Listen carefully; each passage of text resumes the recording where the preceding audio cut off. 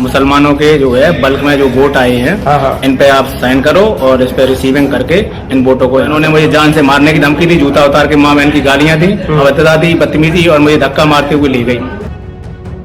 मैं राकेश कुमार मौर्य, मेरी पत्नी बेलो है। हमारे साथ छीना झपटी की, हमारा मोबाइल छीन करके लेके भाग गए और जब मैंने मोबाइल मांगा नहीं दिए तो Sir, you tell me why not Assam? Sir, why not Assam? अब तो चुनाव आयोग को भारतीय जनता पार्टी का झंडा लगा लेना चाहिए अपनी बिल्डिंग। क्या भारतीय जनता पार्टी बंगाल और उत्तर प्रदेश में लोकतंत्र की हत्या करने के लिए चुनाव आयोग का इस्तेमाल कर रही है? क्या चुनाव आयोग की इमारत पर भाजपा का झंडा लगा देना चाहिए? अब तो चुनाव आयोग को भारतीय जनता पार्टी का झंडा लगा लेना चाहिए अपनी बिल्डिंग। या सुप्रीम कोर्ट में मुख्यमंत्री ममता बनर्जी का यह कहना कि जब सब कुछ लुट जाएगा तब आप सुनेंगे, हमारी सुनने वाला कोई नहीं है। वहीं अखिलेश यादव ने पूरे उत्तर प्रदेश में फॉर्म 7 को लेकर के भारतीय जनता पार्टी के जो कारनामे हैं उसको सार्वजनिक करके हड़कंप मचा दिया कि अब लोकतंत्र कितना सुरक्षित है। को संगठित अपराध में जोड़ दिया जाए, क्योंकि अधिकारी पे दबाव बनाया जा रहा है। चुनाव आयोग सुन नहीं रहा है। बीजेपी के जो हेडक्वार्टर से जो फॉर्म भर करके आ जाता है, फॉर्म 7, उस पर वोट काटा जा रहा है। कई जगह जो शिकायतें हुई उस पर कार्रवाई नहीं हो रही है। हम लोगों ने खुद ऐसे व्यक्तियों की जानकारी चुनाव आयोग को और प्रशासन को दी है जिन्होंने दस्तखत नहीं किए, जिन्हें साइन करना नहीं आता है। फॉर्म 7 पे साइन है उनके, जो अंगूठा मारते हैं उनके साइन करा करके वोट काट रहे हैं और केवल टारगेटेड वोट काट रहे हैं। पीडीए और मुस्लिम मतदाता का वोट काट रहे हैं। चुनाव आयोग खामोश है, मीडिया इन विषयों पर कोई प्राइम टाइम डिबेट नहीं कर पा रहा है और जनता शायद सबसे अनभिज्ञ है। लेकिन आज आपको कहानी सुननी पड़ेगी कि अगर उत्तर प्रदेश और बंगाल का चुनाव जनता नहीं जिताती दिख रही है तो चुनाव आयोग की आड़ में भारतीय जनता पार्टी लूटना चाहती है चुनाव को, इसका संकेत मिल रहा है। सबसे पहले मैं चाहता हूं कि उत्तर प्रदेश के कुछ बेहद अहम घटनाओं को आपसे साझा करूं जो आपकी आंख खोलेंगे कि यह कोई सामान्य लोकतांत्रिक प्रक्रिया नहीं चल रही है।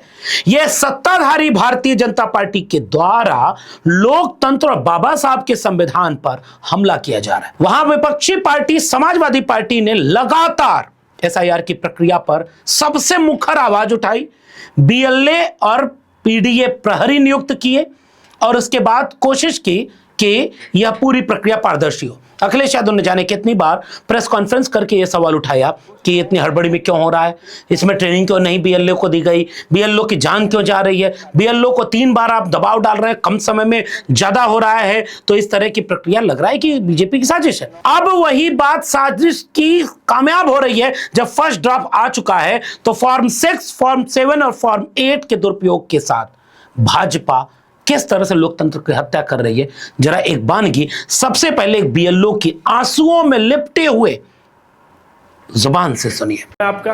अश्विनी कुमार। पिताजी का नाम? श्री जगदीश जी। अच्छा, आपका क्या पद है इस क्षेत्र में? मैं सर प्राथमिक विद्यालय रामपुरा मूंज में सहायक अध्यापक पद पे हूँ। अच्छा, और अभी जो एसआईआर में विशेष इसमें अभियान में बीएलओ बनाया गया मूंज में। अच्छा। हाँ।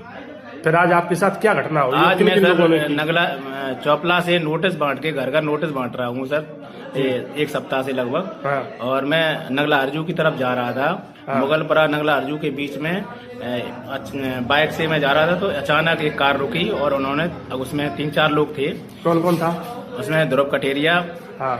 आगे बैठे थे, ड्राइवर था, और एक उदय प्रताप कटेरिया थे, हाँ। पुत्र काशीराम। हाँ। इन्होंने सर कहा कि आप रुको और ये मुसलमानों के जो है बल्क में जो वोट आए हैं, हाँ। इन पे आप साइन करो और इस पे रिसीविंग करके इन वोटों को यहाँ से हटाओ। ये लोग यहाँ रहते नहीं है, इनके वोट काटिए। वो लोग यहाँ पे रहते हैं? नहीं, कुछ लोग उनके वोट मैंने बनाए हैं, अभी वर्तमान में रह रहे हैं। अच्छा। 2-4 लोग नहीं रह रहे, तो मैंने कहा इस पे मैं जांच करूंगा, उच्च अधिकारियों को बताऊंगा। हाँ। और इन्होंने कहा कि नहीं अभी करो। तो मैंने कहा मैंने उसकी फोटो खींच ली। हाँ। तो इन्होंने कहा भोसड़ी के तुमने मेरी कागजातों की या उसकी सरकारी डॉक्यूमेंट की कैसे फोटो खींची, इसे डिलीट कर। तो इन्होंने धक्का मुक्की की, मुझे जो है साइड पे करते हुए मेरा मोबाइल खींच लिया और मेरा पटक दिया। मोबाइल की स्क्रीन टूट गई और मुझे धमकाते हुए बाहर निकले और उन्होंने धक्का मारते हुए मुझे खींच के जो रोड पे ले गए। मैं अकेला था, ये कई लोग थे तो इन्होंने मुझे जान से मारने की धमकी दी, जूता उतार के माँ बहन की गालियां दी, अभद्रता दी, बदतमीजी और मुझे धक्का मारते हुए ले गई। आप सुन रहे थे कि कैसे भारतीय जनता पार्टी के नेताओं ने इस बीएलओ के ऊपर कितना जुल्म ज्यादती की, और यह एक बीएलओ है जो हिम्मत करके सामने आ गया और जिसने यह बात सवाल की तरह उठा दिया कि भाई हमारे ऊपर दबाव डाल के मार पीट करके कह रहे हैं कि फला फला का नाम काटो, जो भारतीय जनता पार्टी का वोटर नहीं है उसका नाम काटो। यह लोकतंत्र और संविधान में कहां लिखा है? और इस तरह से भारतीय जनता पार्टी चुनाव जीतना चाह रही है। राकेश मौर्य अमेठी के हैं, बीएलओ के पति हैं। ये कितना संगीन आरोप लगा रहे हैं, जरा आप भी सुनिए। मैं राकेश कुमार मौर्य, ठिंगाहा निवासी। मेरी पत्नी बीएलओ हैं और मेरे गांव में 4 तारीख को जिला टीम भाजपा पार्टी की मीटिंग थी, जिसमें जिला अध्यक्ष सुधांशु शुक्ला, पिंटू सिंह और तमाम पदाधिकारी लोग मौजूद थे। उसमें बीएलओ को बुलाया गया और बीएलओ को बुला करके उनको जो है जबरन फॉर्म फिलअप कराने के लिए लॉगिन कराई गई, उनको प्रताड़ित किया, सामाजिक स्तर पर बेइज्जत करने का प्रयास किया गया। उसके बाद हमारे साथ छीना झपटी की, हमारा मोबाइल छीन करके लेके भाग गए और जब मैंने मोबाइल मांगा नहीं दिए तो हमने जो है एसडीएम साहब के पास जाके लिखा पढ़ी की। तो उसके बाद जो है करीब 3 घंटे बाद एसडीएम साहब ने बताया कि आपका मोबाइल थाने पर रखा है, जाके ले लीजिए। तो मैं जाके वहां से प्राप्त किया। भारतीय जनता पार्टी के नेताओं के यहां से कैसे फॉर्म बांटे जा रहे हैं और यह बात जनता बोल रही है। अब जिस मीटिंग का हवाला आपको दिया जा रहा था, जरा उसके दृश्य सुनिए, विजुअल सुनिए कि बीएलओ की मीटिंग में भाजपा के नेता दबाव बना करके कि इनका नाम काटो, जिन बीएलओ ने मना किया उनके साथ मारपीट कर रहे हैं और उनको किस तरह से प्रताड़ित कर रहे हैं, जरा इन विजुअल्स में देख लीजिए। क्या हाथ लगाए? मना कर लो। आपने जानबे नहीं भेज। अबे जानबे नहीं। औकात नहीं है कि हाथ लगाए। तो करके गाड़ी दी।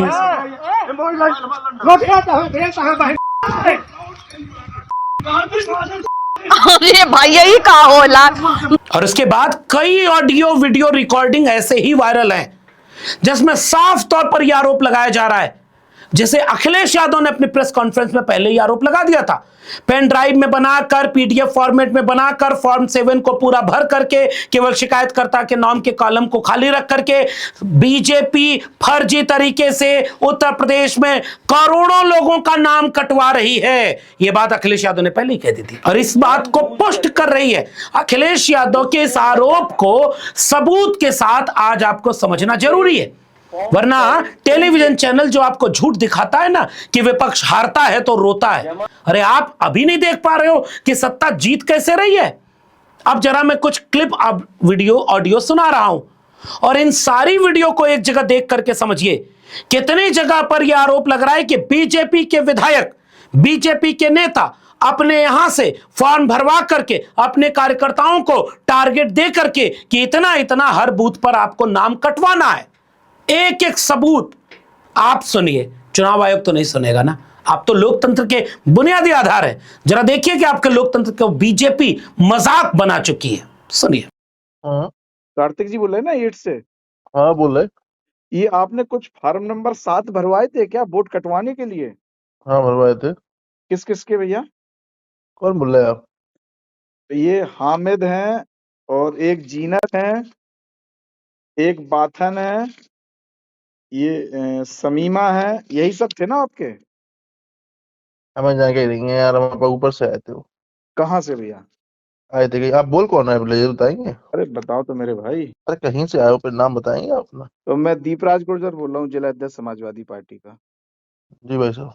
ये बीएलओ के पास ये फार्म आपके नाम से जमा हुए हैं? हाँ हुए हैं। और इन लोगों की एसआईआर हो रखी है, इन लोगों के सारे लोग मौजूद हैं मौके पे। जी जी। फिर इनके 7 नंबर फार्म क्यों जमा हुए? भाई साहब हमारे संगठन ने मुझे आदेश दिया था क्या कि ये जमा कराओ? जी। अरे भाई इन लोगों को समझाओ क्यों इस तरीके से लोकतंत्र में कर रहे हैं। इन सब वीडियोस और ऑडियोज को सुनने के बाद आपको लग रहा है कि भारत का चुनाव निष्पक्ष, तटस्थ और लोकतंत्र का हिमायती चुनाव है? कहीं से भी आपको लग रहा है कि लोकतंत्र में इस तरह की प्रक्रिया आप जाति और धर्म देख करके नाम कटवा रहे हैं क्योंकि ये बीजेपी के वोटर नहीं है?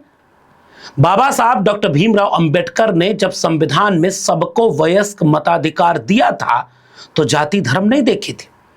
इस देश के बंटवारे को खत्म करने के दस्तावेज का नाम है भारत का संविधान। और संविधान जब ये सबको इजाजत दिया तो उस वक्त एक उम्मीद और एक अधिकार दोनों दिया था। तुम्हारे वोट से हुकूमत तय होगी, तुम्हारे वोट से तुम्हें अधिकार मिल रहा है। ये वोट का अधिकार छिन जाएगा तो तुम्हारे अधिकार छिन जाएंगे। और भारतीय जनता पार्टी आज इस देश के जाति धर्म देख करके इस देश के लोगों का अधिकार छीन करके उनको गुलाम बनाना चाहती है। इस आरोप का क्या जवाब देगी भारतीय जनता पार्टी? और यह आरोप कई बार अखिलेश यादव ने लगाए थे। उन्होंने यहां तक कहा कि यह एसआईआर की आड़ में एनआरसी हो रहा है, यह वोट का अधिकार छीनने के साथ यह आपके वोटिंग अधिकार पहले छीनेंगे, फिर बाकी नागरिकता भी छीन लेंगे और आपके सारे अधिकार, आपका राशन कार्ड पर नाम है कोई मतलब नहीं रहेगा, आपके पास आधार कार्ड है कोई मतलब नहीं रहेगा, आपके पास कोई दस्तावेज है कोई मतलब नहीं रहेगा। अगर आपका नाम कटवा दिया भाजपा के लोगों ने तो फिर आप इस देश के नागरिक हैं और आपके पास कुछ अधिकार है। ये आप साबित कैसे करेंगे? सुनिए अखिलेश यादव ने कितनी बार आगाह किया था। वो राजनीतिक दल के नेता हैं तो अपने कार्यकर्ताओं को तो लगा दिया कि वोट जुड़वाओ, कटने मत दो, सजग रहो, और इसका फायदा भी उन्हें मिला। उन्होंने आगाह जो किया था, इस आगाह करने वाली चेतावनी को उत्तर प्रदेश और देश की जनता ने कितना सुना और कितनी बार उन्होंने आगाह किया, जरा देखिएगा। ये सोची समझी रणनीति साजिश षड्यंत्र है कि बाबा साहब भीमराव अंबेडकर जी के दिए हुए संविधान के तहत जो हमें वोट डालने का अधिकार है उस अधिकार को छीनने की तैयारी है। एसआईआर के बहाने वोट डालने का अधिकार छीन रहे हैं, आरक्षण छीनेंगे, आपकी पहचान छीनेंगे। इतना सब होने के बाद यही समाजवादी पार्टी कहती रही कि आप इतनी हड़बड़ी में क्यों कर रहे हैं, तो पहले 7 दिन फिर 15 दिन आपने दिन बढ़ाए। कैसे आप कर ले रहे हो ये सब? चुनाव आयोग के अधिकारी ये नहीं समझते थे कि कितना समय लगेगा, बाद में आप समय बढ़ा रहे हो। यही तो सपा कह रही थी, यही तो सपा सवाल उठा रही थी कि बीएलओ की ट्रेनिंग क्यों नहीं हुई। सपा ने सवाल उठाया कि मैपिंग क्यों नहीं हुई। चुनाव प्रक्रिया के बीच आपने मैपिंग की बात की और उसके बाद फॉर्म 6 के नाम पर कितने लोगों का फॉर्म भरवा रहे हो। फॉर्म 8 के नाम पर जो कमाने चला गया कहीं बाहर उसका भी नाम कटवा रही है भारतीय जनता पार्टी। और फॉर्म 7 के नाम पर तो एक मुश्त जाति धर्म देख करके टारगेट दिया गया है हर एक कार्यकर्ता को कि आपके बूथ पर इतने 10 vote, 20 vote, 50 vote, 100 vote, 500 vote काटने हैं। ये लोकतंत्र चल रहा है भारतीय जनता पार्टी के सामने और इस देश की जनता को ये सब दिखाई नहीं दे रहा है। इतना सब उत्तर प्रदेश में रंगा नाच हो रहा है। अगर उत्तर प्रदेश में समाजवादी पार्टी जैसी पार्टी इतनी मजबूती से इस मुद्दे को न उठा रही होती, क्योंकि बाकी दल तो आपको दिखेंगे नहीं। भाजपा कितनी तरह से लूट रही है और जो काम अखिलेश यादव उत्तर प्रदेश में कर रहे हैं, इससे हिम्मत लेते हुए आपको भी अपने स्तर पर अपने लोकतंत्र और नागरिकता के अधिकार को तो बचाना होगा। और सीखिए ममता बनर्जी से, जब अखिलेश यादव ने बयान देते हुए कहा, जब पत्रकारों ने पूछा कि ममता बनर्जी वकील हैं और सुप्रीम कोर्ट में खुद इस मामले की सुनवाई करने के लिए खड़ी होंगी, तब अखिलेश यादव ने कहा था कि भाजपा के काले कारनामों को उजागर करते हुए न्याय और समता के लिए ममता बनर्जी ने काला कोट पहना है। ममता बनर्जी जी पहुंची हैं, उन्होंने जो काला कोट पहना है भारतीय जनता पार्टी की काली करतूत के खिलाफ। अब देखिए वो विजुअल जो भारत के सुप्रीम कोर्ट से एक देश की चुनी हुई मुख्यमंत्री सदन में खड़े होकर अपने नागरिकों के वोटिंग अधिकार बचाने के लिए, अपने हक अधिकार दिलाने के लिए और अपने लोगों को न्याय दिलाने के लिए किस तरह से खड़ी हो जा रही है और पहला वाक्य बोल रही है। समस्या यह है कि हमारे वकील तो केस लड़ते हैं और हम शुरू से संघर्ष कर रहे हैं, लेकिन जब सब कुछ खत्म हो जाता है, जब हमें न्याय नहीं मिलता, जब न्याय दरवाजे के पीछे रो रहा होता है, तब हमने सोचा कि कहीं भी न्याय नहीं मिल रहा है। मैंने चुनाव आयोग को सभी विवरणों के साथ पत्र लिखे, लेकिन कोई जवाब नहीं आया। मैं एक बधुआ मजदूर जैसी स्थिति में हूं। मैं कोई महत्वपूर्ण व्यक्ति नहीं हूं, एक सामान्य परिवार से आती हूं और मैं अपनी पार्टी के लिए नहीं लड़ रही हूं। और उन्होंने यहां तक कहा कि इस देश में लोकतंत्र कहां बचा है। आप खुद बताइए जज साहब, क्या इस बात का चुनाव आयोग को जवाब नहीं देना चाहिए कि ममता बनर्जी ने अगर कहा कि 6 बार हमने चिट्ठी लिखी, अब एक बात चुनाव आयोग जवाब देगा क्या कि अगर फर्जी तरीके से फॉर्म 7 का इस्तेमाल करके किसी का वोट कटवाया जाए तो 1 साल की सजा है। चुनाव आयोग इस बात की पैरवी करेगा कि समाजवादी पार्टी ने मुकदमा करवाया है और अपने कैडर को ट्रेंड किया है कि अगर कोई इस तरह से फॉर्म 7 का दुरुपयोग करते हुए पकड़ा जाए, सब पर मुकदमा करो। क्या चुनाव आयोग चुपचाप मुकदमा होते देखेगा? सोचिएगा आप। तो ममता बनर्जी को सुनते हुए आपको यह समझ में आ रहा था कि यह प्रक्रिया कितनी महत्वपूर्ण, कितनी बड़ी, कितनी गंभीर और इस देश के लोकतंत्र की जड़ में मट्ठा डालने वाली है। जब वोट का अधिकार नहीं बचेगा तो संविधान बचाकर क्या करोगे आप? आपको वोटिंग राइट ही नहीं मिला। और जिस उत्तर प्रदेश से मैंने बात शुरू की थी, वहां तो वोटर में नाम लिस्ट में होने के बावजूद पुलिस पिस्तौल लेकर खड़ी हो गई, लाठी मार दी, क्या क्या होता है, वोट नहीं डालने देते। ये चुनाव हो रहा है। क्या उत्तर प्रदेश के इन प्रक्रियाओं और बंगाल के इन समस्याओं के बाद भी इस देश में कोई चर्चा नहीं होगी? ममता बनर्जी ने अपनी बात में आगे ये कहा कि सिर्फ बंगाल को चुनाव के ठीक पहले निशाना बनाया गया है। 24 साल बाद अचानक 2 महीने में ऐसा काम करने की क्या जल्दी थी जो 2 साल लेता? त्योहारों और फसल के मौसम में लोगों को नोटिस देकर परेशान किया जा रहा है। 100 से अधिक लोगों की मौत हो चुकी है। बीएलओ पत्र लिखते लिखते मर गए। कई अस्पतालों में भर्ती हैं। बंगाल को टारगेट किया जा रहा है, फिर असम को क्यों नहीं, नॉर्थ ईस्ट को क्यों नहीं? और उन्होंने यहां तक आरोप लगाया कि बीजेपी से जुड़े 8000 माइक्रो ऑब्जर्वर नियुक्त किए गए हैं जो बीएलओ के अधिकारों को दरकिनार कर नाम हटवा रहे हैं। 58 लाख लोगों के नाम हटाए गए हैं। जीवित लोगों को मृत घोषित किया जा रहा है, लेकिन केवल बंगाल में माइक्रो ऑब्जर्वर नियुक्त किए गए। वे बंगाल के लोगों को कुचलना चाहते हैं। Sir, you tell me why not Assam? Sir, why not Assam? The state government, we cried foul, saying that Why not Assam? cooperation. They say Why not Northeastern? अब इतनी बातें सुनने के बाद भी क्या आपको लगता है कि लोकतंत्र जिंदा है या मर गया है? भारतीय जनता पार्टी ने लोकतंत्र का गला घोंटा है। लेकिन आपको ममता बनर्जी बोलेंगे, अखिलेश यादव बोलेंगे, राहुल गांधी बोलेंगे तो आपको लगेगा कि चुनाव के लिए बोल रहे हैं। अब तो नागरिक हैं। इतने सबूत, आप चाहे उत्तर प्रदेश से सबूत चाहें, चाहे बंगाल से सबूत चाहें, और कितने सबूत चाहिए जिस इस बात को साबित करें कि चुनाव आयोग मर चुका है? और इस बात की घोषणा अखिलेश यादव ने पहले ही कर दी थी जब सफेद चादर भेंट की थी उपचुनावों के बाद। 240 सीट पर अगर उत्तर प्रदेश के पीडीए ने रोक दिया उत्तर प्रदेश में बीजेपी को, तो आप लोकतंत्र की हत्या करके उसका बदला लोगे। अब आप चुनावी लड़ाई नहीं लड़ोगे समाजवादी पार्टी से। आप ममता बनर्जी की तृणमूल कांग्रेस से चुनावी लड़ाई लड़कर के नहीं जीत सकते, तो आप इस कदर कर रहे हो। और इसी असम में चुनाव है, असम पर एक बार भी शोर क्यों नहीं आ रहा है? ये सोचिएगा और सोचिएगा कि लोकतंत्र की हत्या किस तरह से की जा रही है। जब बंगाल और उत्तर प्रदेश में जनता तैयार है भारतीय जनता पार्टी को उखाड़ फेंकने के लिए, तो भारतीय जनता पार्टी लोकतंत्र की हत्या करके चुनाव अगर जीत भी जाएगी तो उसके बाद क्या होगा? ये सोचने वाली बात है। यूजीसी ला करके कोई डिबेट नहीं हुई, थोड़े से लोग डिबेट किए तो प्राइम टाइम पर चला। अब बहुजन आंदोलन कर रहे हैं तो कोई डिबेट नहीं हो रही। कम से कम यूजीसी पर चलो, जाति के नाम पर डिबेट नहीं करते हो। ये चुनाव आयोग किस तरह से बीजेपी उसको खत्म कर रही है, लोकतंत्र और देश को बचाने के लिए कम से कम इस पर तो डिबेट कर लो। सोचिएगा कि जब मीडिया आपके सच को न दिखाए तो आपकी जिम्मेदारी क्या बनती है। ये समाजवादी पार्टी या तृणमूल कांग्रेस की लड़ाई नहीं, ये बाबा साहब अंबेडकर के संविधान और लोकतंत्र को बचाने की लड़ाई है। अगर अब भी आप नहीं जागे तो मुबारक हो, आप अपने आने वाली पीढ़ी को गुलाम बनाने का सारा काम कर चुके हैं। मगर हम जैसे लोग इस गुलामी को कबूल नहीं करेंगे। हम इसका विरोध करेंगे और आपको सजग करने की अपनी जिम्मेदारी निभाते रहेंगे। अगर ये वीडियो जरूरी लगे, पसंद आए तो शेयर करना मत भूलिएगा। सोचिएगा जरूर वीडियो देखने के बाद और विचार करिएगा कि आपकी जिम्मेदारी क्या है। फिलहाल इस वीडियो में इतना ही। मेरे चैनल को सब्सक्राइब नहीं किया तो जाते जाते चैनल को सब्सक्राइब करना मत भूलिएगा। बेल आइकॉन यानी घंटी की बटन दबाएंगे तो अगले वीडियो की सूचना मिलेगी। ज्वाइन करेंगे तो हमें ताकत और हिम्मत मिलेगी। अगर आप इस वीडियो को ट्विटर यानी एक्स या फेसबुक पर देख रहे हैं तो डॉक्टर लक्ष्मण यादव को फॉलो करना मत भूलिएगा। फिर मिलेंगे, तब तक के लिए बहुत बहुत धन्यवाद।